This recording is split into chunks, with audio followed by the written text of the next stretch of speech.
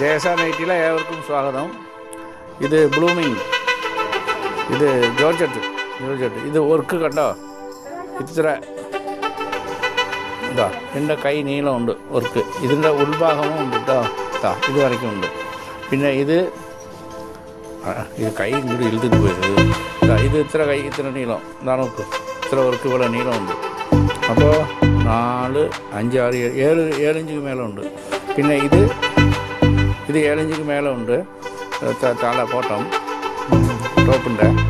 ഇത് സാലിൻ്റെ ഒരു സൈഡ്, ഇത് ഇന്നൊരു സൈഡ്. 50 ഇഞ്ച് ഇറക്കമുണ്ട്.